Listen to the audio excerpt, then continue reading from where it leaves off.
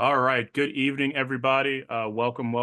I'm Patrick Brown, the chair of Legislative District 11 Democrats, and want to welcome you guys to our August meeting. I want to go through a couple of housekeeping items here, and then we will kind of get this thing going.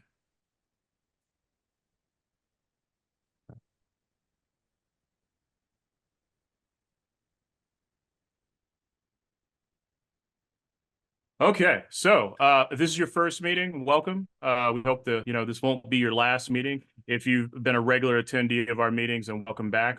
Glad to see you virtually. I just want to go through some of our meeting norms before we get things going.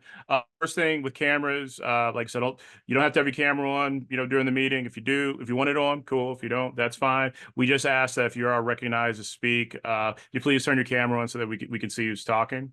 Additionally, we're going to ask that you stay muted, so there's no distractions for our speakers or anyone or anyone who's speaking or anything going on in the background. Just make sure that mute button's pressed. Also, if you have any questions, comments, or things to share for the benefit of the group, just go ahead and drop that in the chat. Of course, myself as well as the rest of the board will be paying attention to the chat. So either one of us will just answer it right away if it's a pretty simple question, or we'll definitely announce it, give an answer to the entire group. All right. If you're the type of person who likes to follow along with what's happening with the flow of the meeting, you can view, download, or download the agenda. You have a couple of options. You either scan it on the QR code here, if you got a cell phone handy or another mobile device, or you can follow this link. We'll drop the link in the chat so you don't have to rush to write that down. Okay, we're gonna go ahead and get into some business here. We got a couple of office reports. I'll kind of kick things off. Yeah, it's been a pretty busy I have to say month or so. We took July off from our July meeting, and man, amazing how many things kind of happened. We had you know we have a presidential candidate. That's not the person we started with, but that's okay because I think Vice President Harris is fantastic, and if you were able to make the rally in Phoenix and you got to see, a lot of really positive energy and excitement for the Democratic ticket, and I think Vice President Harris and Governor Walz are just fantastic. And yeah, I'm a brag for a second, but because me and Tanisha, I think Shams is with us, Joyce, we were down there on the floor, and so we all got to shake hands with the vice president and the governor, and get pictures and everything. So it like I said, lots of fun. Before I go into a tangent, let me get into some business here. Since we're talking about the presidential ticket, remember we got a big election coming up. Vice President Harris is only one of many people that are important to what we do, and we want to see get elected in November. So part of that is going to be being a part of our Get Out the Vote team. So Cigna, who's our chair, and I like to affectionately call them the GOTV squad. I don't know if they're okay with that, but I hope so. I like giving folks nicknames. But Cigna later in the meeting is going to kind of give a report about like what that's going to look like or whatnot. But I just want to plug it now. Like I said, we can't do this without volunteers like you guys, and this is the time that we really activate, because this is where the work is done in order to be successful in November. Additionally, we're going to be having a mail program. We do this every cycle. But the thing is, we are a volunteer organization. We operate on, volunteer funds. So we definitely are asking, an ask to help donate to that mail program through stamps, because, stamps are how we get our message out. So we have a couple of options for donations, everything from, helping us reach 50 doors with $34, or, if you want to go big, for $146, we can reach 200 doors. Or if you really want to knock it out of the park, you can, of course, give more if that is something you would like to do. We're going to drop the link to that in the chat. So if, like I said, you'd like to donate to the mail program or sign up to volunteer with us for, GOTV, you'll be able to get that information. Moving right along. So PCs, you'd have gotten an email from me earlier this week. Last Wednesday is when the executive board, we have our executive board meeting to plan, obviously for this meeting and things that we're trying to accomplish for the month. And so the bulk of this particular meeting was to, as a group, sit down and review the ballot initiatives that will be appearing on the November ballot. So we went through each ballot initiative. We discussed and we voted, as a group for what would be our recommendations to the LD. What we're going to do in new business tonight is I'll entertain a motion to adopt these recommendations. This will be the official stance of LD 11 as it pertains to ballot initiatives. What I'm going to do is I'm not going to go through all of these, but just for the sake of time, we've got a lot going on tonight. But I do want to kind of touch upon a few, just kind of give you some updates. If you haven't seen that email, or you kind of want to just kind of do a quick, look at this, either during the meeting or, before new business, then you can we have a link where you can, go to the full language, or again, you can scan that with your mobile device or phone to review that. So, a little bit of background with these. The vast majority of the ballot initiatives that are going to be appear in the ballot were honestly legislative items that were vetoed by the governor. And so legislative Republicans, since they currently have the majority of votes in both houses, instead decided to go a different route. And knowing that much of this legislation would get vetoed by the governor, they decided to make it ballot initiatives, which that's why we have a ton. In addition to just what was referred to the ballot to the legislature, we do have several citizens initiatives that were part of this as well. So basically, as a board, we were pretty much right on. I was one where we had I think it was a 5-1 vote, but like I said, we agreed to go majority rules. But we pretty much all are recommending no on all of these ballot initiatives, with the exception of 2. Now it's become 1, and I'll explain that in a second. So Prop 139, and that is, let's see, which one's 139? 139 is the Arizona for abortion access. So needless to say, as a board, we agreed to vote yes on this one. We want to see this pass. This is the this would be would make the right to an abortion in Arizona state law, and not to be, of course, messed with by any laws, but that come, it guarantees that right. So we definitely support that one. We also supported Prop 212, which would raise the minimum wage. However, earlier this week, it was determined that the organization that had collected signatures had not had enough of a cushion in order to survive a ballot challenge. So those individuals decided to withdraw that particular piece of that ballot initiative from the ballot. So that will not be appearing on the ballot. That's why it has a strike through there. But had that gone through, we would, of course, support it. So really kind of our 2 cents with that is, now that's not going to appear on the ballot, it makes flipping the state ledge even more important, because we've got several members of the Democratic caucus who have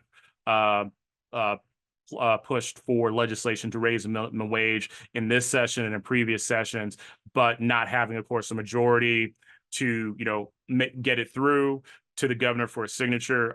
It hasn't gone through yet, but if we flip the state legislature, that's something that can happen. So I'm going to kind of reach out to the board. Is there anything you guys would like to add to what I just said, or anything, any comments to go with this? I like to just kind of let everybody know we spent a lot of time, studying these recommendations, and we had a very lengthy discourse amongst ourselves. And so I want you to know that we put in a lot of time to come up with these recommendations. Okay. If you have any questions regarding these, I'm going to actually ask to just place them in the chat, and we'll just kind of take them, as they come. But again, these are our recommendations. This is what's going to be appearing on our ballot guide. It's going to go on our website, and this will be, with this, this recommendation passing the LD here, that'll be our official position moving forward. So, see, I got one more thing here. Oh yeah. So, one last item for me. As you guys know, we have a big event coming up. This is going to be August 29th. That is, I think yes, Thursday, August 29th. It's right there in front of me. We're going to have Representative Justin Jones. He's going to be coming to Arizona. So it's kind of a bigger effort. It's LD11. It is Maricopa County Democrats. It is actually the Pima County Democrats, because he's going to be going down to Pima County, as well as Arizona Democratic Party. So we're all we form like Voltron to work to bring out Justin Jones. But I also want to definitely highlight someone who is absolutely instrumental in making this whole thing happen. Robert Branscombe, our Sergeant at Arms. He's also a vice chair with the state party. He put in a lot of time, effort. He realize his network, spend some time on the phones in order to connect with Representative Jones, in order to get him out to Arizona. So without his work and without his time he put in, I don't think this would have been pulled off. So I definitely want to make sure that if you see Robert or talk to him, definitely give him a pound on the back, because like I said, he's making things happen. But with that, he's going to be here for a lot of events. So I'm only going to talk about the LD11 event. So this is going to be a voter engagement night. So we a lot of people are coming. It's been posted for a couple of days. A lot of people are RSVPing. This is an event that's we want to get everybody energized and excited to vote. For people who this is their first kind of election where they're, getting engaged for the first time. We want them to understand what the issues are. We're inviting candidates running for office. We're of course going to have, our electeds and everything there, and other, candidates there. So they'll have an opportunity to interact, to, get registered to vote if they're not registered to vote, and just kind of understand like what's at stake with this election. But of course, the man of the hour will be Representative Justin Jones. If you're not familiar with him, you may have heard about the Tennessee Three. These were three state legislators in Tennessee who were actually, well, two of them were expelled. A guy by the name of Justin Pearson, along with Representative Jones, Justin Jones, were both actually expelled from the state legislature. Their crime, advocating for that the legislature takes seriously and takes, and actually discusses legislation to address school shootings.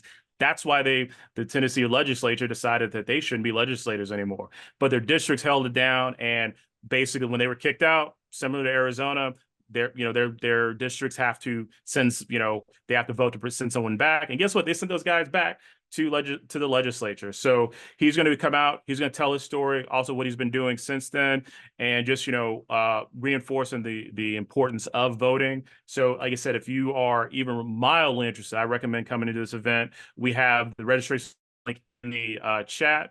Also, we need volunteers to help man this. So please sign up for volunteership. We're going to need things for just people doing check-in, to kind of helping with like the food, to just, kind of, helping kind of make this whole thing happen. So please, if you have some time that evening, you're going to be attending anyway, definitely sign up for a volunteer shift for that. All right, that's what I've got. So I'm going to go ahead and turn things over to our first vice chair, Dave Braun.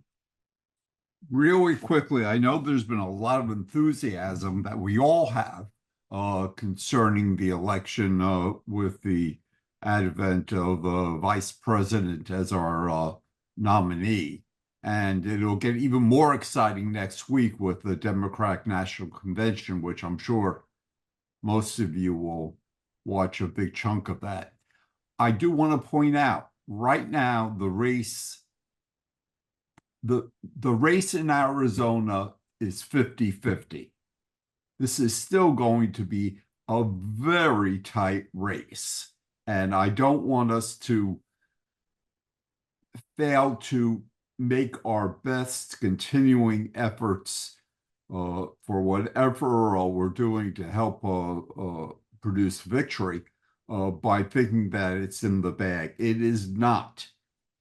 I would not be surprised, to be real blunt, if it's less of a margin than even the 11,000 or so votes from 3.5 years ago. So, and that's all I have at this point. Okay. Thank you, Dave. Next up, second vice chair, Michael Butts. Sure. I'll be brief as well. So it's been a busy election year, and so we've pretty much wanted our volunteers and personnel resources to be available to assist with campaigns and candidates. So we have delayed meeting in person, so we will kind of get back to that. But as of right now, we really want everybody to be available for helping out with various campaigns across the valley, across the district, and to like Braun said, to make sure that we win the races that we need to win. All right, thank you. Secretary. Hi, Chair. I do not have any comments. Thank you. All right. And treasurers, you're up. Let me go ahead and I'll bring up the info here. Okay, so as of June 30th, our bank balance was 4,360 and 43 cents. And we raised 318 and 50 cents that month, and then spent $1,000, $212 and 18 cents.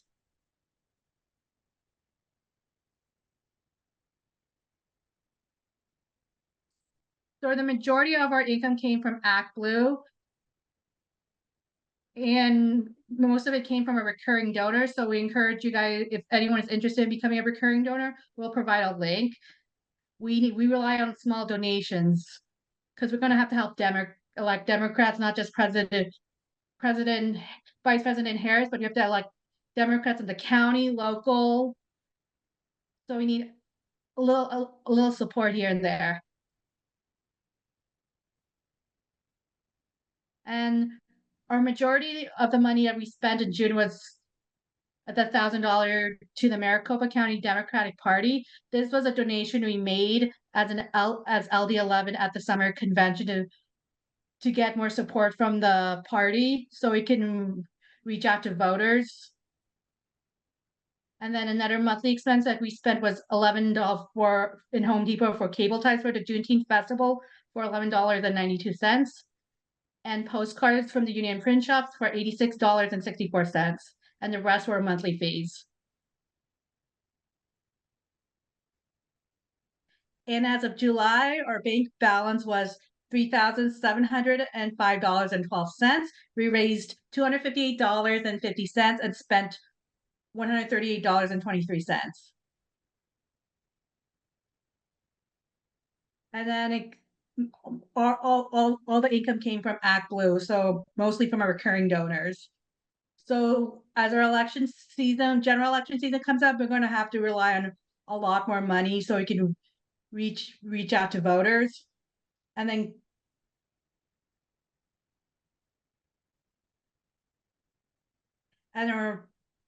most of them are monthly expenses, but then we have, unfortunately, last month a fraudulent charge for Chipotle, which is for $1,100.51.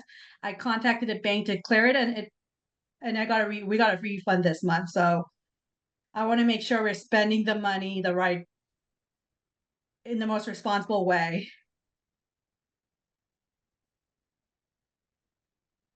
And here's a link if you're interested in donating online. I appreciate everyone who has donated Thank you very much.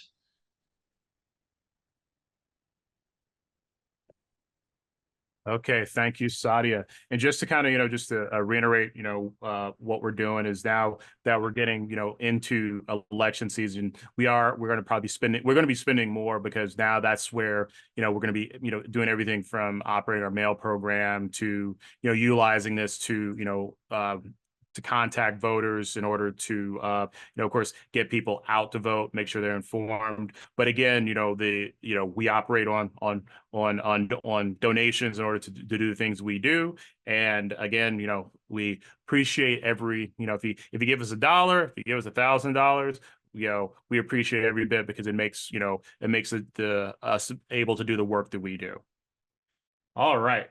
So let me see. Let's see, Sergeant Arms. We're going to move on to committee reports. So I'll go ahead and I'm going to recognize Signa Oliver. She's going to give us an update on the GOTV plan for LD11. All right. Hi, everybody. part of the GOTV squad. We accept that moniker, by the way. We do like it. I know Shelby is traveling, but I see her on the call, and as well as Joyce, we met the other day. And this is a quick high-level overview of the activity that's gonna take place for the next 83 days. We're building teams. There will be training and education. We'll do Zoom calls to train people how to canvass, how to phone bank, how to do all those types of things. And then we will have some digital campaigns that we need to get out. And then we will start working on that very important voter outreach and community engagement, which does encompass the canvassing, the phone banking, the texting. Indivisible has a program called Neighbor to Neighbor. We'll be introducing that as well. It gives a person 10 neighbors in their zip code or by their address that they can just go have a conversation with. So that's pretty amazing. And then we're going to, promote early voting. We're gonna, tell everybody what they can do. There's gonna be a caravan to the polls after the ballots drop. So we'll keep you informed of that. But we are looking for volunteers. If you have any people that want to volunteer, send them our way, because it's going to be all hands on deck. Thank you, Patrick. Thank you, team. All right. Thank you, Signa.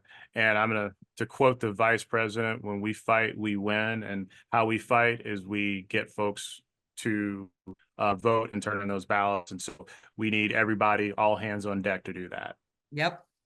Thanks. All right, so let's get into some guest speakers here, because I know a lot of you guys, weren't just here to see my smiling face, but you guys are here to see some of the folks that we brought on that are doing a lot of great things. So what I'm going to do is I'm going to introduce someone that many of you guys know. And if you don't know her, you should. I'm going to introduce Kathleen Harris. Kathleen is an amazing individual. She is campaign manager for Quacy Smith. I had the privilege of meeting her when she had the coordinated campaign office in South Phoenix, and she was in charge of running that office. And like I said, she's an absolutely amazing person. And the reason she's amazing is that, the work that we do is never one person. It's always a team, and it's everybody, knows somebody who can do something. And so Kathleen happens to have a relative that is also an amazing person who I had the opportunity to meet when I was in Washington, D.C. a couple of years ago. I got a picture with him, but I'm not going to get into any more stories tonight. But I'm going to turn the floor over to her to introduce that individual. So Kathleen, the floor is yours. Thank you, Patrick. Thank you so much. And actually, you should pull up that photo with Harry. That was, when you showed me that, it was such a coincidence when we started talking about him, and we all put 2 and 2 together. So, but hello, LD11. Thank you so much for being here tonight. And you have a treat on your hands, because you're going to hear from an American hero who I love dearly. Okay, so I'm going to read his official bio for us tonight. Harry Dunn was raised in Maryland by a family that taught him the values of duty, honor, and community. That's why he became a Capitol Police officer for 15 years. And that's why on January 6, 2021, he defended our nation's capital from a violent insurrection bent on destroying our democracy. Because for Harry Dunn, doing the right thing is a way of life. Harry Dunn joined the U.S. Capitol Police in 2008. On January 6, 2021, he was one of the brave officers who protected the country as a mob of insurrectionists attacked the Capitol in an attempt to overturn the presidential election. Officer Dunn protected the country from the insurrection as he experienced physical attacks and racial epithets from those storming the Capitol building. In 2021, Harry Dunn and 3 other law enforcement officers testified before the bipartisan January 6th Commission, where he shared his account of what he experienced on that day. January 6th was a frightening wake-up call for our democracy, and our democracy is still standing because Harry and his fellow officers stood their ground. In recognition of Officer Dunn's role in protecting the U.S. Capitol, President Joe Biden awarded him the Presidential Citizens Medal.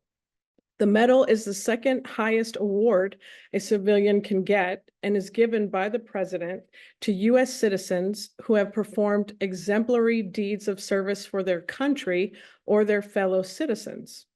Officer Dunn said at that time, "I think it's important to note that I accept this medal, not as a Capitol Hill police officer, a job I have held for 15 years. Rather, I am here as an American. What I did on January 6th, I did as a police officer. It was my job. But what I have done every day since, I do because I am an American." Harry Dunn joined the U.S. Capitol Police in 2008 and since 2011 served at the officer rank as a private first class. From 2009 to 2023, Officer Dunn served on a first responder unit responsible for maintaining perimeter security around the exterior of the U.S. Capitol, protecting members of Congress, congressional staff and employees, and visitors to our nation's capital. From 2017 to 2023, Officer Dunn served as a police training officer responsible for guiding and training new officers once they have completed the academy. During his 15 years with the U.S. Capitol Police, Harry Dunn provided security for scores of major events at the Capitol, including presidential inaugurations, joint sessions of Congress, and State of the Union addresses. He served as an incident commander responsible for responding to emergency situations, such as attempted breaches of the Capitol perimeter and the discovery of suspicious packages. In addition, Officer Dunn has served as a crisis intervention officer responsible for assisting individuals who may be experiencing a mental crisis, and as a member of Capitol Police crisis negotiation teams. He trained to respond to hostage or barricade situations.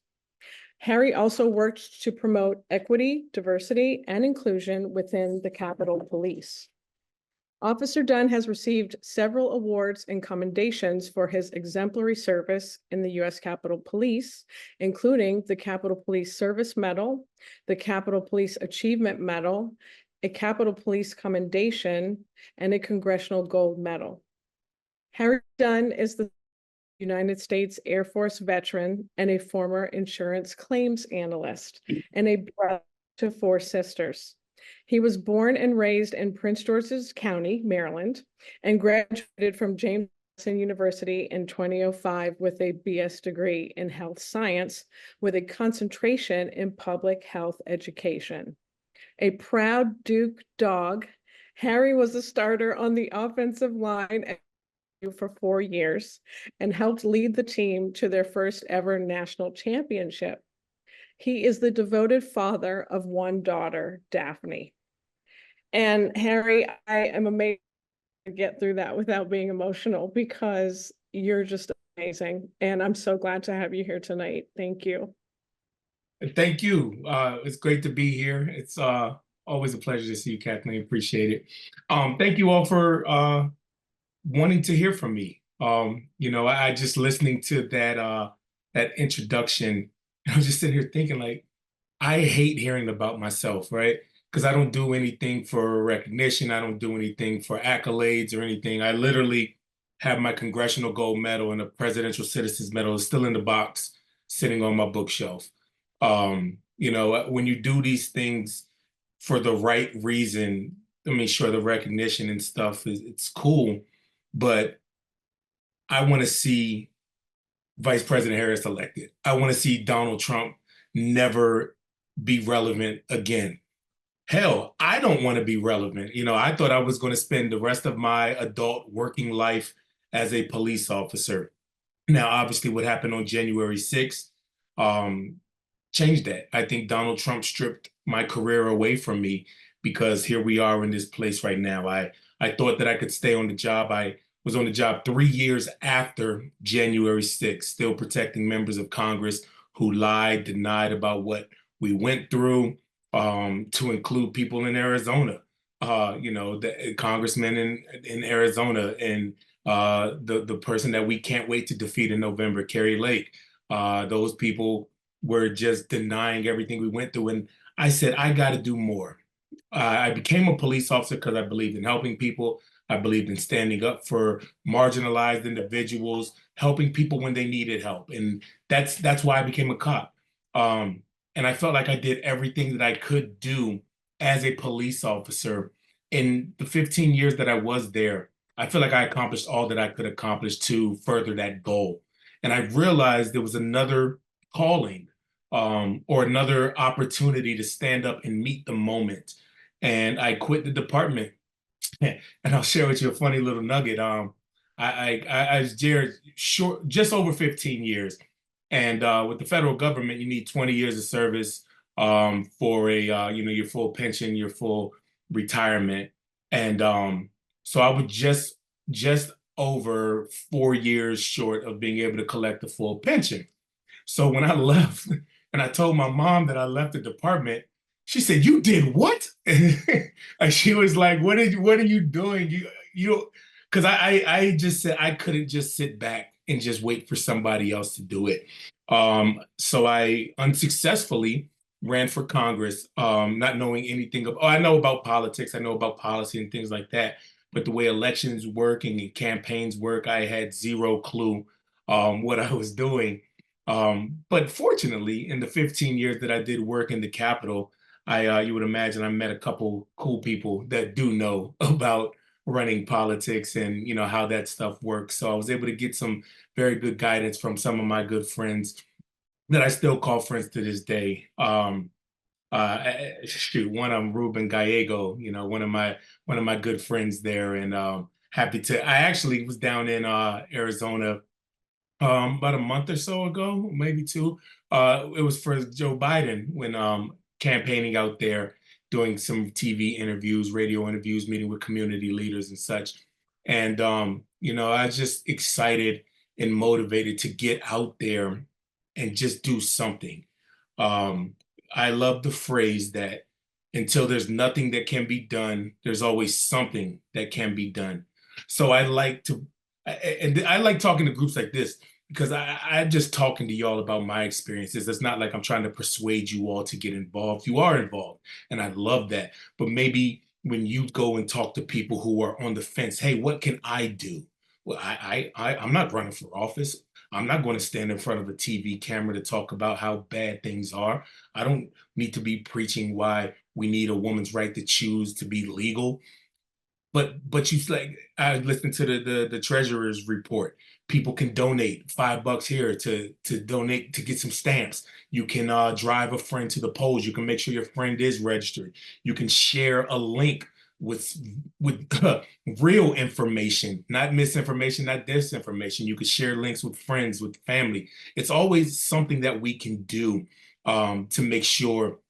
And like I said, I quit my damn job and ran for Congress, and now I'm a surrogate for Vice President Harris. In fact, I fly out tomorrow.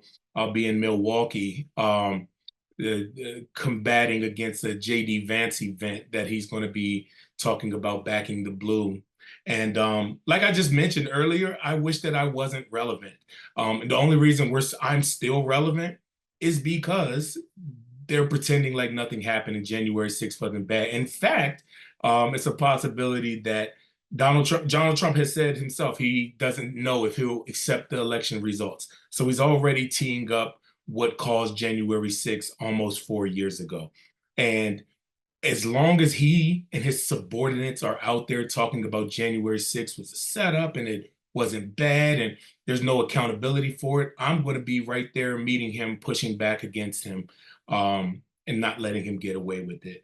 So, you know, I love, like I said, I like talking to these type of groups because you all realize what's at stake. You know, I call this preaching to the choir, but just stay motivated, y'all. It's so easy. Sometimes I get so frustrated and I get so down, I get so disappointed. I have been fighting for accountability and justice since January 7th. And the thing about it, when I ran for office, I lost my race. I came in second out of 22 people with no political experience, with just a passion, a vision, and a purpose of service. That's what I was doing. And I tell you what, I wasn't crushed. I wasn't defeated when I lost. I was more defeated. I was more crushed. I was more hurt when the Supreme Court said that the president has immunity and will not be held responsible for January 6th. That hurt me more than losing a damn election, because what I've been fighting for these 3+ years was accountability, was standing up for the people, the marginalized people, the people who, my coworkers who were, people have asked the question, why has it only been like 4 officers that have been talked out? Myself, Danny Hodges, Michael Fanone, Sergeant Aquilino Ganell. Why just us? And I got so much positive feedback from my coworkers. Just, hey man, I'm not built for that, but I appreciate what you're doing. So that's why when you talk to people, get involved in some way, because that motivation, those pats on the backs that my coworkers, that former coworkers gave to me, that motivated me. And I tell you what, I would have kept speaking, kept talking out, even if that didn't exist. If nobody was listening, I'm just going to keep on talking out, telling my story. But the fact that they are acknowledging it kind of reinforces what I'm doing. Hey, you know what? Keep going. People need you. So, I guess in closing, I'll take some questions if anybody has any. In closing, I'll just say, it's just so, I'm encouraged seeing people still motivated, not defeated. And even, you know what, even if you are defeated, you don't stay there. You say, you know what, let's get up and do something about it. I love being solutions oriented. Hell, this just occurred to me. Last election cycle, Arizona was in the news, obviously, just about the how close the race was, but that you had armed men showing up at poll locations. Talk to the people in the community. Hey, you want to escort some people to the polls? You want to walk to the polls with us just to show of presence? Some people are built for that. Some people don't know a damn thing about what's on the ballot, but they do know, hey, guns are bad, and I will stand up for people in my community. So there's always a place for somebody to do something in this fight for democracy, which is literally facing an extinction right now. And that's scary to think about. It's scary to think about. And like I said, it's a lot of, I don't want to continue to preach it to the choir here. But I'm just motivated right now to do whatever I can do to get out there. And obviously the top of the line for me is Kamala Harris and, controlling the Senate. But even further, like I want to continue to stay involved. I started my PAC where I want to help support candidates that are fighters for democracy, that want to stand up against those evil forces cultivated by Donald Trump. But first and foremost, I think we have to, it's clear, we're not going to eliminate him via these institutions, the court, the Congress, the Senate. They're not going to, do anything to remove him. So it's going to take us to remove him once and for all at the ballot box in November. So with that, I'll take any questions, and thank you all for just finding me worthy to speak to you all right now. So thank you. All right, Harry, thank you so much. Again, like I said, I was shocked when I saw you on the job. This is probably 3 years ago, so it would have been like a year after J6 when I was there. And I remember I was just shocked that, like, he's still working. I mean, after all that, and I don't think you probably remember this conversation. It was very brief. I just remember saying thank you for your service, thank you for protecting people, and thank you for just being a stand-up guy. And so I'm going to say it again, thank you. So with that being said, I see a hand up. Derek Duba, why don't you go ahead and unmute yourself, ask your question. Sure thing. Officer Dunn, thank you so much for being here. My name is Derek Duba. I'm an Army veteran, and I had the great pleasure of getting to meet your colleague, Michael Fanone, on the anniversary of January 6th. Oftentimes we hear about you 4 guys. And this is like a common thing in the military too. Oftentimes, like these stories get boiled down to just 1 or 2 people. I wondered if there was anybody that you had witnessed do anything exceptionally brave or exceptionally helpful on January 6th that you would like to shout out. Maybe some unsung heroes. Sure. You know, actually, so I wrote a book. It's called Standing My Ground. And I dedicated, in the dedication portion of the book is, you know, while I am one of the most, you know, well-known faces and voices from that day, I dedicate this book to the hundreds of my coworkers whose faces and voices you may never know or see. And, you know, it's too many to just say 1 or 2 events, but I talked about a few of them in my book. I used pseudo names for them because they don't want this. They see the death threats, the hate, it's not all just, you know, getting awards from the president or, you know, showing up on MSNBC. Sure, that's what everybody sees, but you don't want to see my Twitter inbox. You don't want to see the comments on my Instagram page. You know, that's the type of stuff that leave you alone with your thoughts. If you're not prepared to deal with that type of stuff, that's the ugly of it that a lot of people don't get to see. But you know, Carolyn Edwards, she testified, I think the same day with Rusty Bowers, maybe, but she was a police officer who got knocked out, unconscious, and just got up and continued to fight. Timothy Lively, one of my classmates, Jonathan Sachs. It's just too many people that I could just name that Tommy McMahon, just people that were just out there fighting. And it wasn't, we were doing our job. Like I said, on January 6th, it wasn't about politics. We protected Republicans, we protected Democrats, we protected election deniers, we protected, you know, Constitution scholars, all this and everything in between. But it was just about doing our job. Now, like I said, the day after, oh, it was on. It was me as a human being right now, me as an American, and my voice matters, and being able to share my experience. But to narrow it down to just 1 or 2 people or a few, I can't.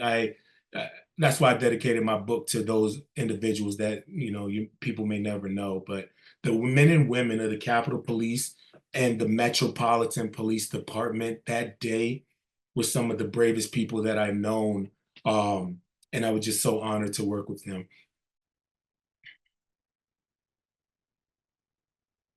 Thank you for that question. Thank you so much for that answer. Thank you for your service. Thank you. Okay, any questions? Okay, I apologize, I mispronounced your name. Shamandi, please unmute, ask your question. Yes, hi, good afternoon. Thank you so much, Officer Don, for your service. I just had one question. And by the way, Shermadine is how you pronounce it. I just have one question for you. Did anyone from the Trump organization ever reached out to you to apologize, whether undercover or, you know, anonymously? Not from the organization, no, not as a representative of Donald Trump, but I had several Republicans that spoke, and not just the Liz Cheneys and the Adam Kinzingers, and not just them, but there were several others that they just appreciate my service and kind of just left it at that. And working at the Capitol, a lot of times people, it's a lot of unspoken things there. So they'll see me and they know who I am, members of Congress, and they'll give you that look and just kind of like, you did that, or, you know, good job. So, but no, never have heard from anybody from the Trump officially, and that just me, but that includes Officer Brian Signick's family too. To this day, still haven't heard. And for those that may not know, Brian Signick was the officer who died the day after on January 7th. He suffered 2 strokes, and a lot of the people on the right, the conspiracy theorists, are saying that January 6th didn't do it. He was, you know, out of shape and he had 2 strokes. But the coroner's report said that the effects of January 6th definitely contributed to his condition. And that's why if January 6th didn't happen, Brian would still be here. Exactly. But to answer your question, even his family has not heard from Donald Trump. And and Brian Lyden stayed in the Capitol, like what, you know, and still for the sitting president at that time to not even acknowledge it. Exactly. You know, President-elect at the time, Joe Biden, came, but not Donald Trump. So Thank you. Thank you for your service. welcome. Okay, any other questions? It's like, there's not the meeting to be shy, y'all. Not at all. This is a treat. Thank you so much, Harry. And I will say, if you haven't read his book already, Stand My Ground, please check it out. I actually have a couple of books here from folks in this room who are eager for an autograph. So the next time I see you, we're going to make sure those books get autographed, okay? I'm actually working on something, and this is, you know, it's nothing's concrete, but it's in the works. Working with Ruben's team to get out to Arizona to do some GOTV door knocking and stuff like that. I'll keep y'all posted if I do make a stop, but that's in the works to get out there and you know, do whatever I can. So I'll keep you posted. Excellent. Excellent. Thank you. All right. Oh, Donna, go ahead. You guys see your hand up. One quick question, Harry. I have an extra room. We're in the far west valley. We'd love to see you.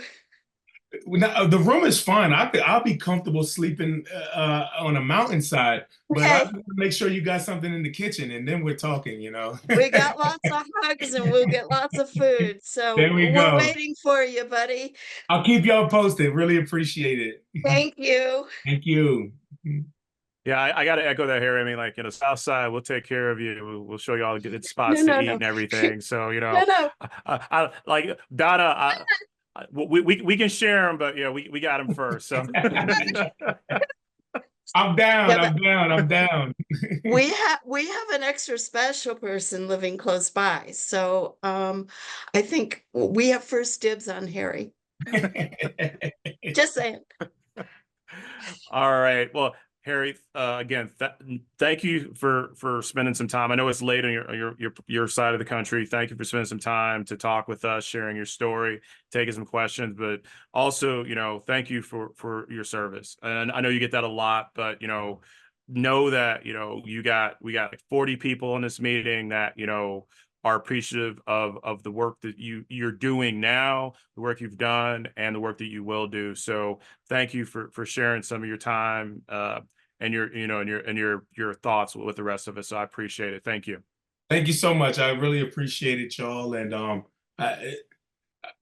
y'all are great. You know, this is what it's about. What y'all are doing. It's, you know, I get so flabbergasted like when I talk, because it's just like I feel I got a million things that I want to say or a million emotions. And I always choose my words carefully. I try my best to choose my words carefully. But y'all just keep it up, man. You know, we all need a little motivation from each other. You know, we all need a pat on the back or just, hey guys, keep going, keep going. And I hope that I can be that for you all, because you all are that for me. You just give me that motivation. I quit my job. I was a cop, right? I quit my job and I run a damn PAC now, and I'm being a surrogate for the vice president after being a cop. Like what career path is this? They didn't teach me this, and I didn't learn this in going to my guidance counselor in high school and cop. This wasn't it. This wasn't on my my bingo card. But show up and meet the moment. You know, I'm a man of faith and I trust God, and I believe that, you know, he puts you in situations and he gives you what you need, even if it doesn't feel like it. So trust yourself, trust your gut, keep going. If whatever you're doing, y'all, keep it up. I really appreciate it. I'm happy because this is motivating me, and I'm like, yeah, I can't wait to get out to Milwaukee tomorrow and just be out there and laying it on them. And I'm just going to continue to do it. So y'all keep on fighting out there in Arizona, and we're going to be very successful in November. That's right. Okay, well, we're going to stay on the theme of like doing something and stepping up. We have a candidate that's going to be going next, Josh Polachek. He's running for the Arizona Corporation Commission. If you're not familiar with Josh, I'm going to give you a little bit of background on him. Go with his bio here. So growing up in the rural West, the son of an immigrant and a doctor in the Indian Health Service, Joshua Polachek saw firsthand the value of public service and attended public schools on the reservations. After IHS, his parents settled in Tucson, where he attended middle and high school. In 2003, Joshua was commissioned into the Foreign Service and spent nearly 2 decades overseas. While in the service, he was a union member and in Santo Domingo, the elected union representative. His diplomatic tours included Mosul, Beirut, Islamabad. He left the State Department after the 2016 election because he believed his oath to the Constitution took precedence over his career. In 2018, he graduated with a master's in public administration from the Harvard Kennedy School, after which his family returned home to Arizona to raise their daughter. In 2020, as executive director, he led the Pima County Democratic Party to their most successful presidential election a year ever. He is a Girl Scouts co-troop leader and active member of the League of Women Voters. In February, seeing the importance of securing Arizona's economic future through clean energy, addressing climate change and injustice, and preserving American democracy, he decided to run for the Arizona Corporation Commission. And on July 30th, he secured the Democratic nomination. And with that said, Joshua, the floor is yours. Thank you so much. I'm going to preemptively apologize. We just came back from a 5-city swing through Mojave County, and I seem to have picked up COVID on the way. So I apologize if I'm a little low energy tonight, but I know that we're not low energy right now. I can see the difference on the campaign trail between what's been happening over the first 6 months I was campaigning and what we see on the campaign trail over the last month. And it has been amazing. And I also happen to be a delegate, and a lot of folks in the media like asking, what it's like. And the thing that I keep telling them is that under Vice President Harris and with Coach Walz, we are putting the party back in Democratic Party. We are making this fight for our freedoms, for a better future for our country. We're bringing joy and fun back to that. And that's really what we've been trying to stress over the last month. So it's not an in-person meeting. Normally, I would ask folks, do you actually know what the Corporation Commission does? Do you know why this is your only statewide race on the ballot this year, besides obviously the presidency and the U.S. Senate race? But I'm going to assume that y'all are well educated, that if Mr. Brown is your chair, that you know that this is the body that makes sure that your voice is represented with the utilities, that you are in charge of what your bill looks like every month. You're in charge of what sort of power and water we have, not just tomorrow, not just in 2035, but in 2050 and 2100. And I say these words and it sounds completely nuts. The idea that elected officials, especially in this chaotic environment where the Republicans are putting up a QAnon person, a Christian nationalist, and a former Chamber of Commerce person who has gone full MAGA, that if they take the majority on this commission, they could be making decisions that we're going to be living with for 60 years. And those are the stakes in this election. So the Corporation Commission does determine your month-to-month bill. There have been some really shameful activities over the last few years. There hasn't been a single rate increase that they've not approved. And we are seeing the effects on people's lives on a day-to-day basis. If you check out the Copper Courier or ABC 15, you'll hear these profiles of people who have died in their own homes, even though they've done everything the Republicans told them to do. They worked their whole lives, they paid off their mortgage, and they're having to make a decision in these heat waves between keeping their AC on safe and putting food on the table.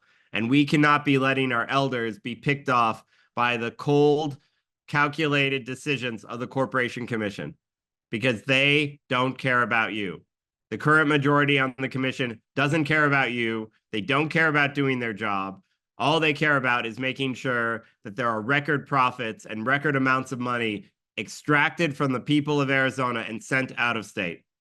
So I might sound a little bit I'm going to switch to policy real quick. I might sound like I'm a Republican from 25 years ago, but we are fighting to return the Corporation Commission to its constitutional duty of ensuring that you, the ratepayers, have affordable, reliable, and safe utilities, because y'all don't have a choice about what those utilities are, and you elect us to make sure that they are affordable, safe, and reliable, and the current commission is completely AWOL on that.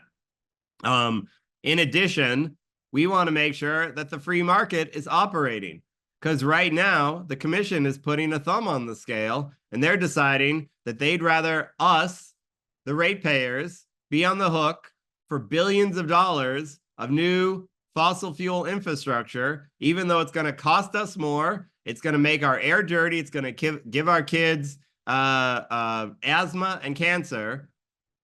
And it's also going to mess the climate up because they think that somehow clean energy is a emerging technology.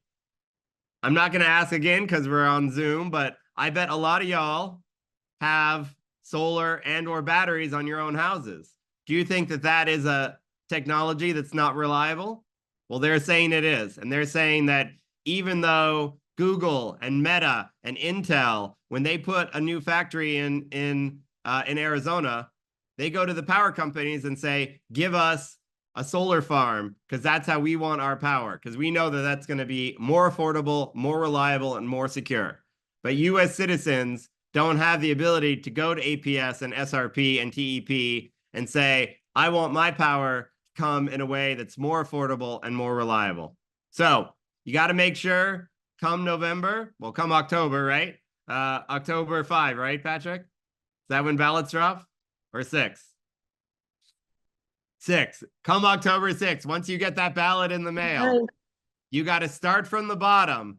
First thing first, you got to make sure that you only vote for 2 folks for the water board, because it's only Heather and Terry that are reasonable people for CAP. We got to make sure we get them on the water board. We got to make sure that we send 2 of those judges into retirement because they don't believe that the 1800s ever ended.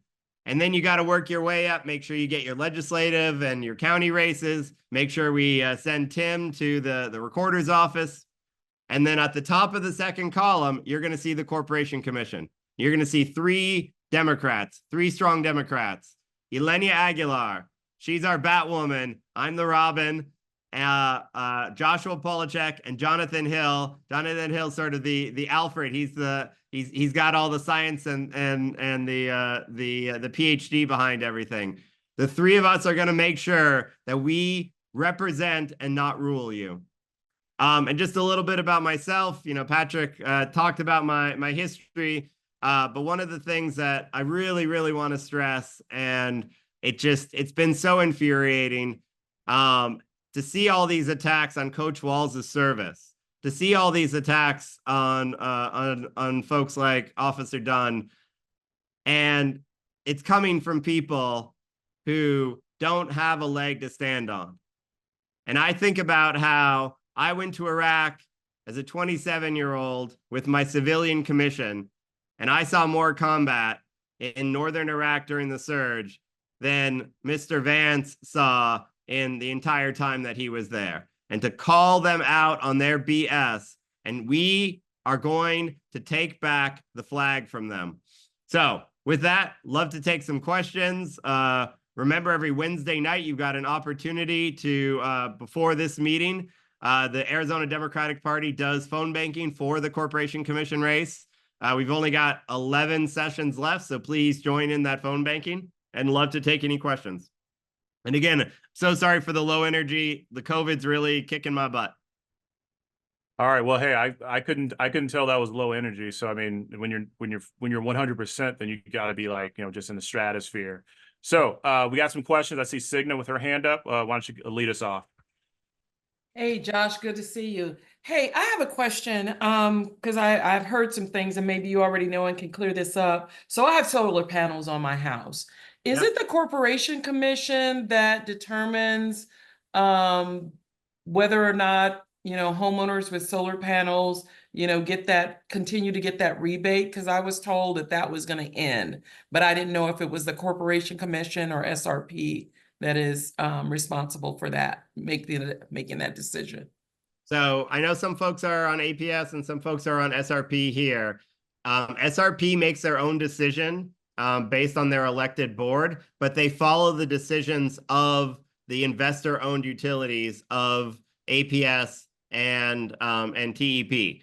And what APS and TEP are trying to do is, because they don't make money off of your investing in your own future, your own energy security. Even though it's better for the grid, it's better for everyone. You're making the grid more secure. You're reducing the strain on those hot days.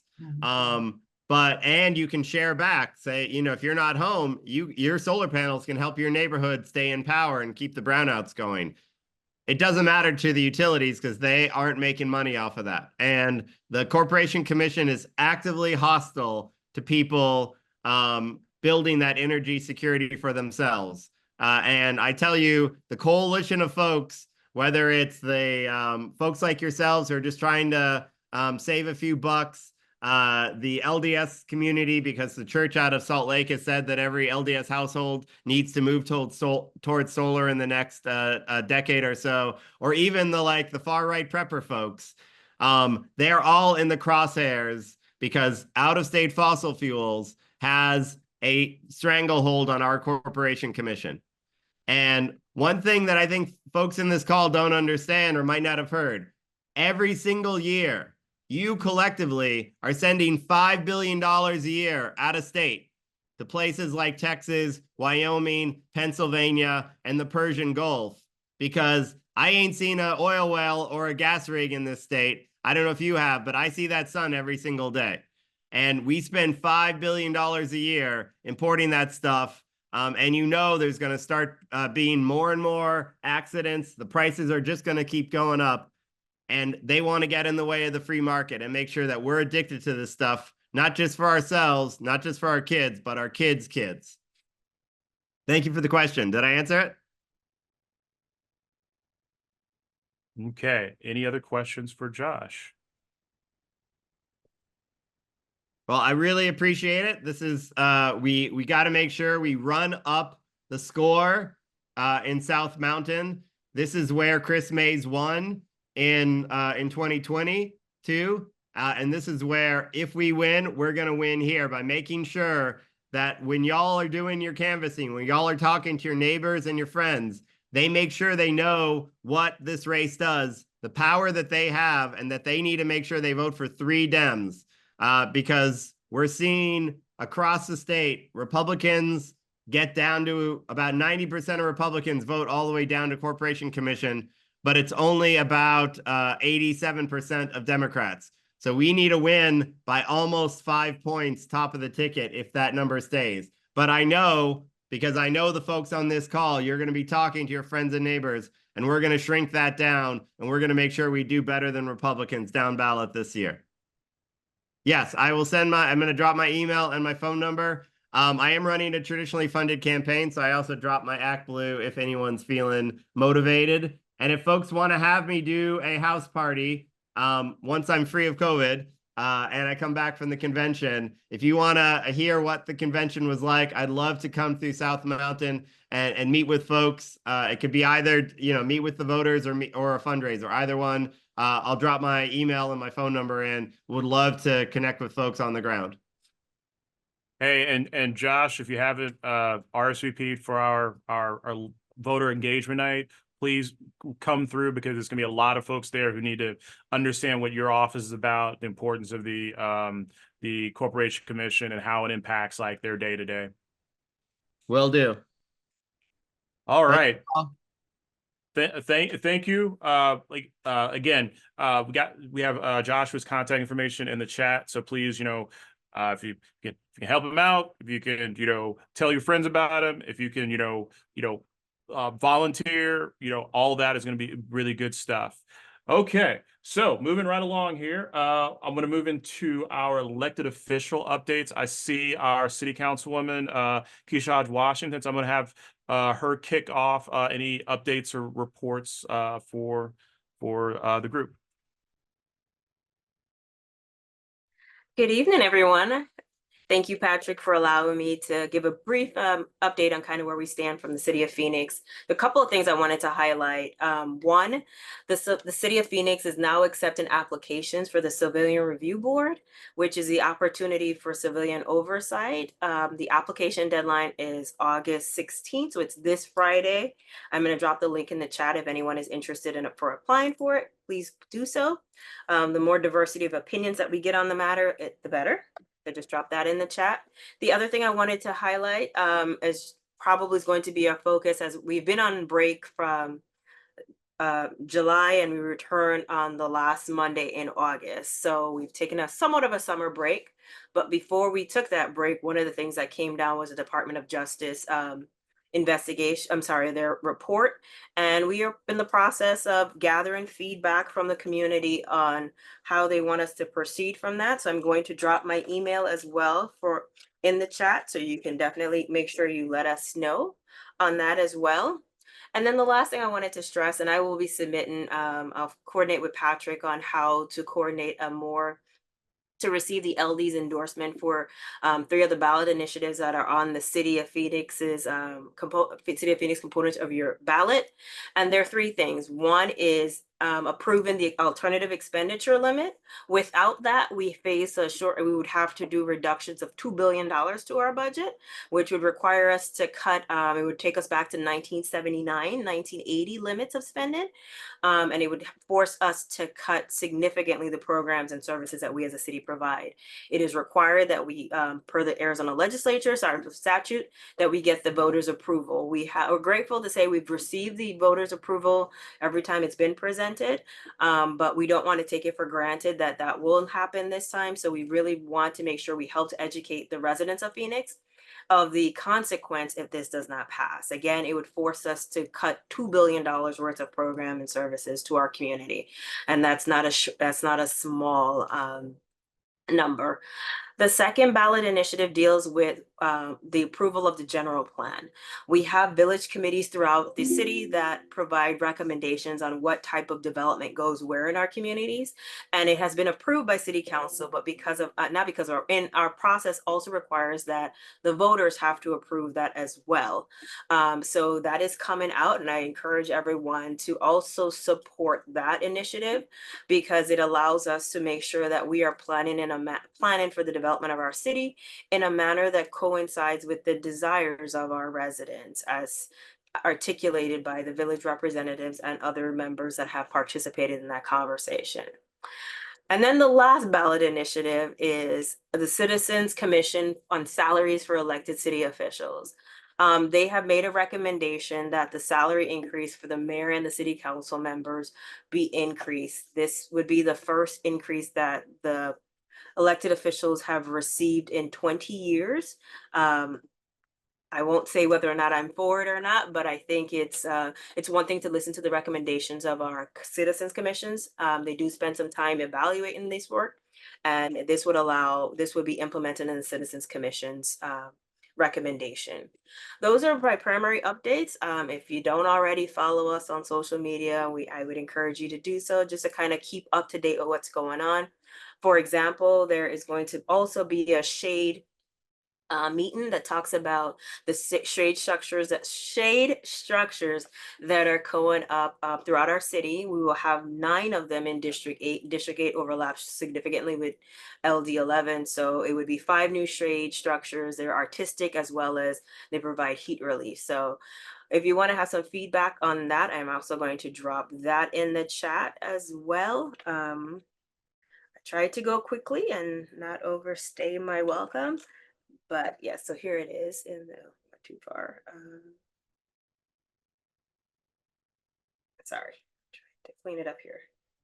May I ask what the increase in salaries will be? Yes, give me 1 second. I can tell you exactly what the numbers are. Let me hit send on my message. I don't multitask as good as I used to, but let me do it right here. All right, I just hit send on that. So you'll have the information on that. And the increase on the salaries, the mayor would be increased to $103,840, and the city council members will be increased to $77,000.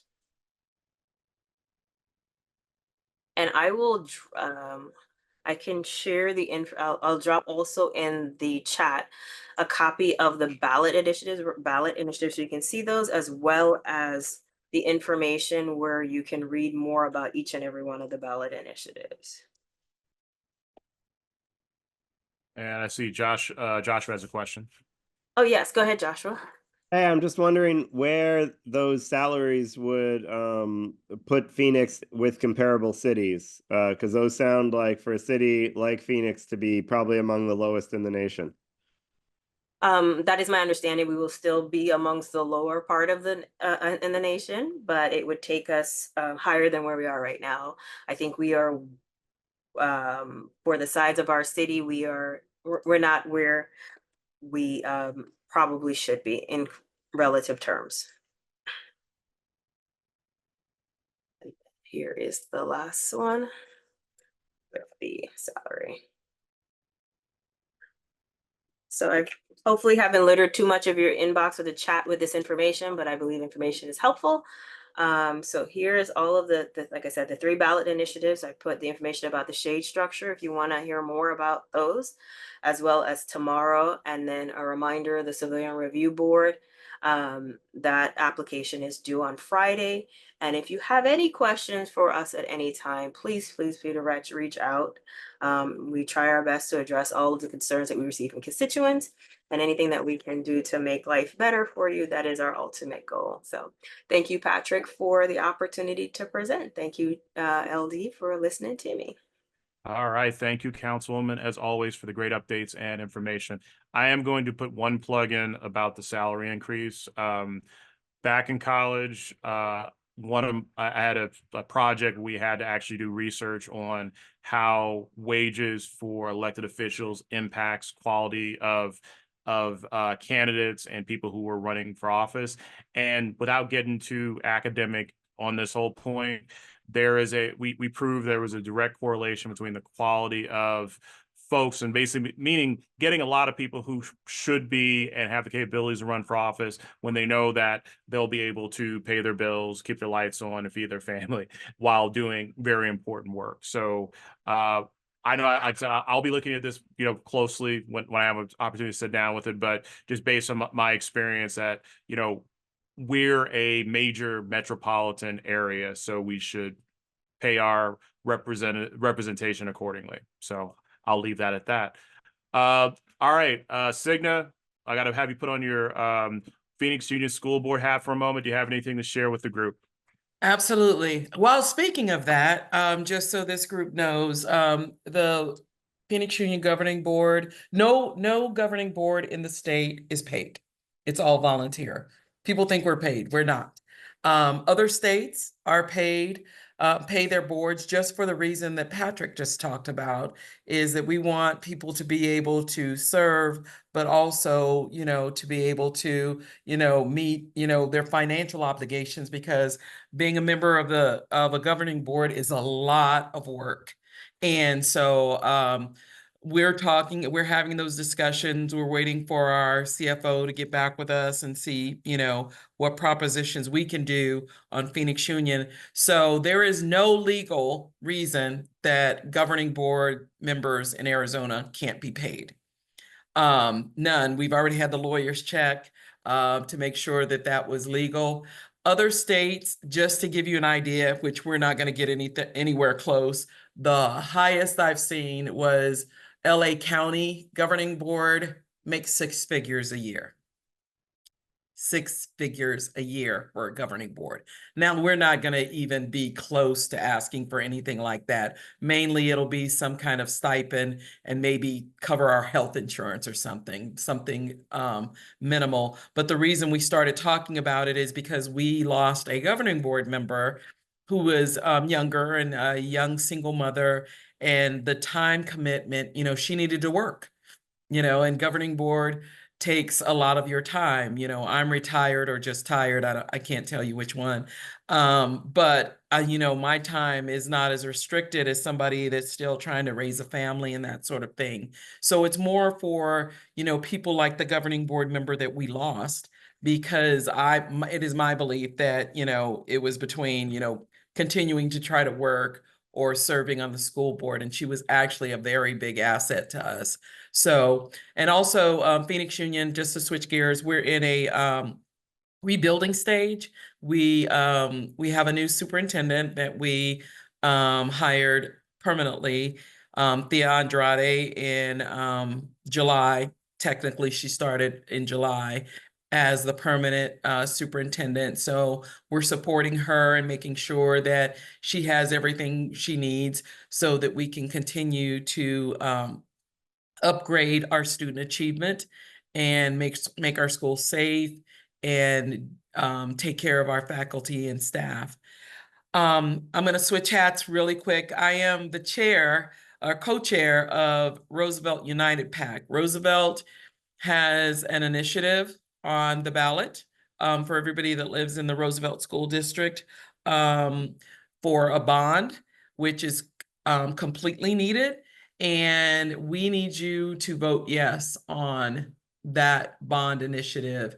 It will be not a tax increase, and it will protect our property values by upgrading our schools and the offerings we can have to our kiddos in our schools. So I'm going to drop the link. You can also donate to Roosevelt PAC, because of course it takes money to put a bond initiative through, where we have a fundraiser coming up on August 26th, and that will be at the Culinary Dropout at 5632 North 7th Street from 4 p.m. to 6 p.m. Drop by. If you know businesses that are in the Roosevelt School District that may be able to donate, or you as individuals, we would really welcome, you know, any and all contributions, because it does take money to reach voters on a bond initiative, and that's what our PAC is doing. So I'm dropping that in the box, and then I'll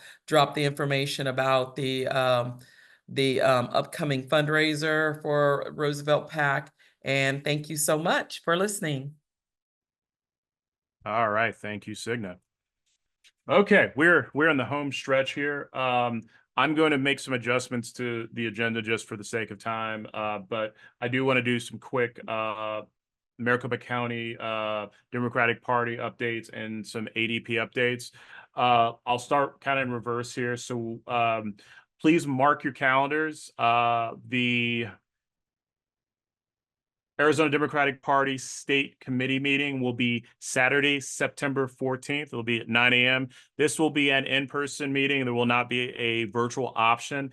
It will be held at Phoenix College. So for all of us who are in sunny Phoenix, it's just a drive up the street. One thing I want to remind everybody, if all the information you're getting, one, we're recording this meeting and we put our meetings on our YouTube page. So if you're not following us on YouTube, was it like and subscribe? I watch enough YouTube. You think I have that down by now. So if you're missing this stuff, you're going like, oh, I didn't catch this thing, or like one of your friends wanted to hear, Harry Dunn. Like I said, this will be on YouTube by like Sunday. Also follow us. If you don't get our newsletter, sign up for our newsletter. You can do that through our social medias to get all the updates. And of course, we'll take all the information from tonight's meeting, and that'll be in the newsletter. My other, so Maricopa County Democratic Party, I'm going to actually turn the mic over to Susan Lake. She's going to give us a quick MCDP update regarding the LGBTQ plus committee. So Susan, you're there. I'll go ahead and the floor is yours. Awesome. Thank you so much, Patrick. Yes, hi, I'm Suzanne Lake, and I'm actually from LD5, so thank you for letting me crash. I am the co-chair of the Maricopa Dems LGBTQ committee, and we're doing some really exciting things. We're working on aligning our community and to make a huge impact for the election, and voting all the way down the ballot. And we don't have any representation from LD11. I think you guys are a critical part of Maricopa County. Would love to have somebody on our committee that can be part of that. We have a pretty, a lot of really just high profile people on our committee. We have Judge Begay, we have Paul Bixler, we have Carolyn Van Horn. So, if you are part of the community, would like to join, please reach out to me. I will put my email address and my phone number in the chat. Thank you. All right, thank you, Suzanne. All right, so I'm going to move us into, we don't have any old business. I'm going to move us to new business. So on the agenda, we were going to do a Project 2025 presentation. Because of time, we're going to go ahead and we're going to kind of hit this one two ways. One, because I'm the person who wrote the presentation, and I'm sorry, I come from the academic world, so I'm very detailed. What I'm going to do is, for the sake of time, I'm actually just going to record my presentation, and it will be included on our YouTube site and in our newsletter. I will provide the highlights in our September meeting, basically kind of what that agenda is. So I will say this, a lot of people are talking about Project 2025. I would, again, echoing what's been said, the very nice compliments. This is an informed group. You guys know what Project 2025 is. You know that it is a absolute nightmare scenario of, I guess you say, there's bad ideas and then there's Project 2025. And so what I think is important is that, especially as Democrats, as those of us who are doing the work, we need to be informed. We really need to understand this, because we have to be able to explain this to individuals who are not, as engaged. And guess what? It's 900 pages. I read all 900 pages, and then I took 3 showers and washed my mouth out and put in eye drops. That's how bad it is. And so with that being said, we got to be informed. So again, if you think you know what's in Project 2025, please follow us on our social medias, watch my presentation, check it out in the newsletter. You will probably learn some things that, even I was like shocked about. And I will say one more thing about Project 2025. The way that it was written is, if you're not really paying attention, or you're not really kind of, being a critical reader, it doesn't sound like a horrible idea until you really start using the thing between your ears. So with that being said, that's how we'll handle that. So we do have an action item we need to vote on. We're going to be doing for our ballot initiatives to get the recommendation, make that official with the LD. So unless there's any objections, I would like to do a voice vote. So I'm just going to kind of open the floor. Are there any objections to a voice vote? No objections. Okay, cool. So I will accept a motion to accept the recommendations of the executive board regarding the ballot initiatives that will appear on the November ballot. So moved. Chair, I second the motion.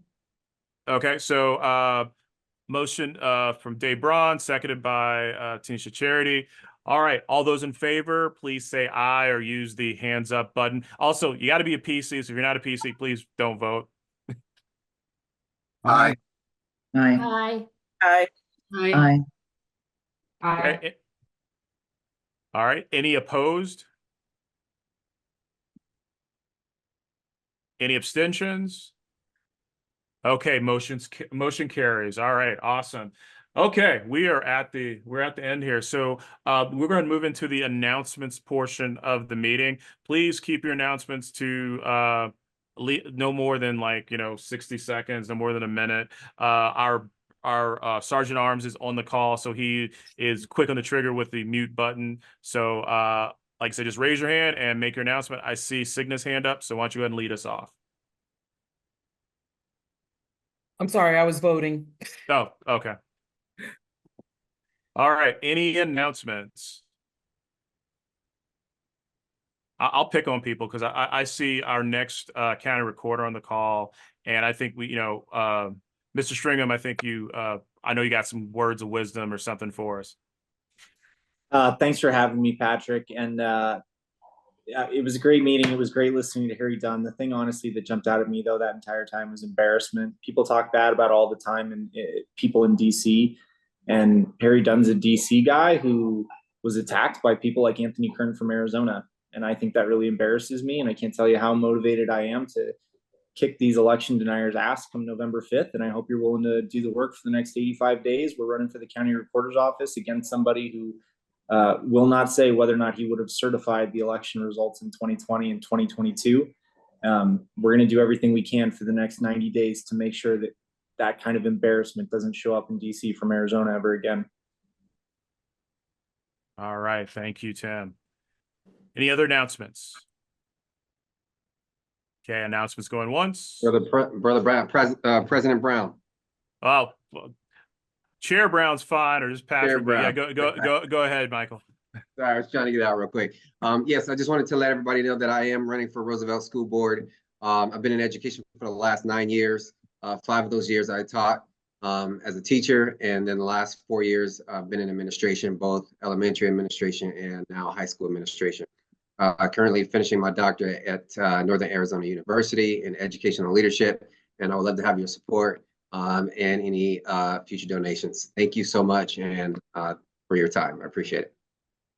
All right, thank you, Michael. Michael's going to be hearing this for the first time, but next month we're going to be bringing him as well as 2 other really amazing individuals who are running for Roosevelt School Board to be guests in the meeting. So you got to be back here in September to hear from Michael as well as those 2 other folks. All right, Derek, I see your hand up. Thanks very much. I will throw out one small reminder for those who don't know. My organization, Common Defense, is spearheading the Vets for Harris campaign here in the state of Arizona. So if any of you are veterans or have veterans in your life who are interested in getting organized with other vets, please, by all means, connect with me. You can also send them to vetsforharris.org.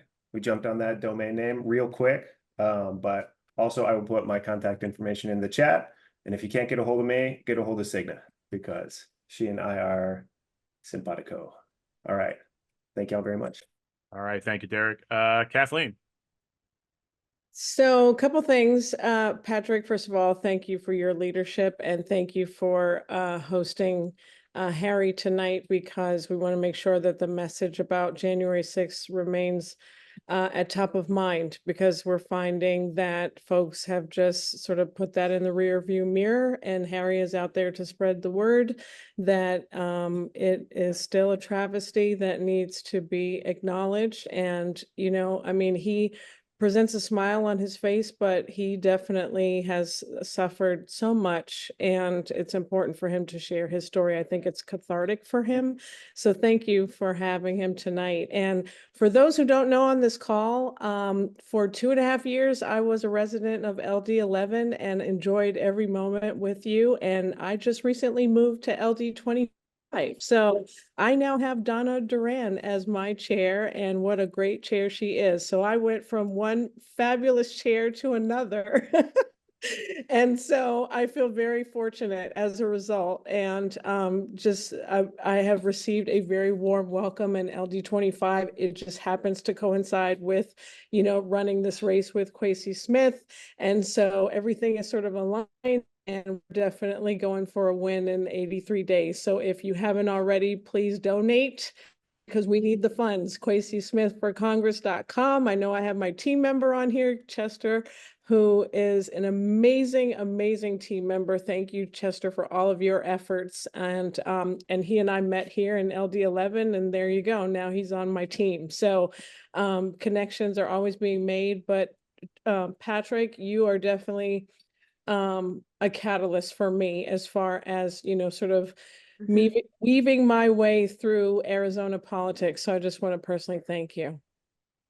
Well, Kathleen, the thing is, you never really leave LD 11. You just have a different zip code. So, you know, like, well, I don't know if it's official or not, but I hereby grant you alumni status with LD 11 with all the rights and privileges therein. So I don't know if I can do that now, but I just did. So, all right. Any other announcements? Okay, well, hey, let's go ahead, let me go ahead and wrap things up here. Again, thank you guys for giving us some of your time this evening.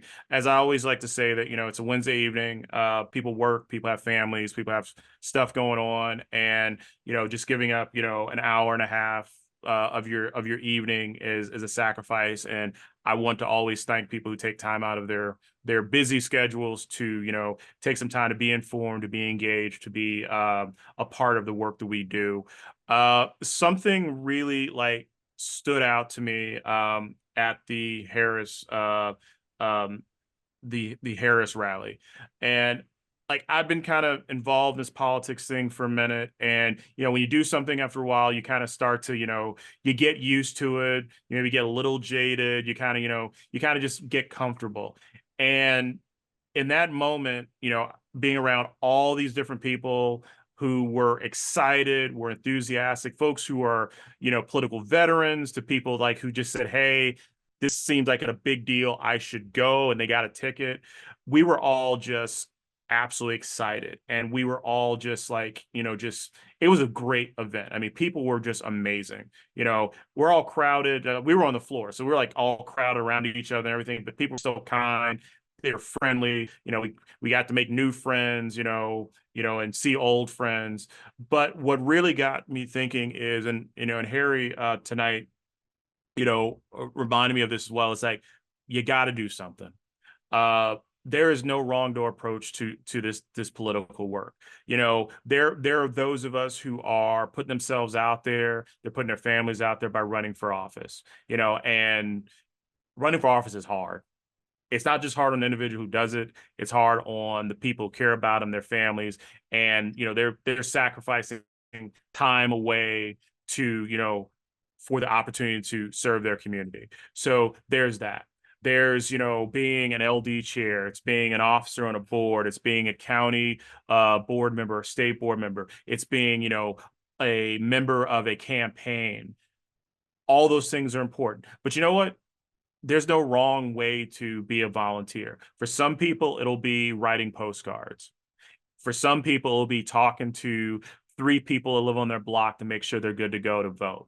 For some folks, it'll be maybe driving people to a canvas. There'll be some people who I know are living on these streets, just, knocking on doors 24/7, 7 days a week to make sure that people are informed and ready to go. Whatever you do, do something. Don't doom scroll on social media.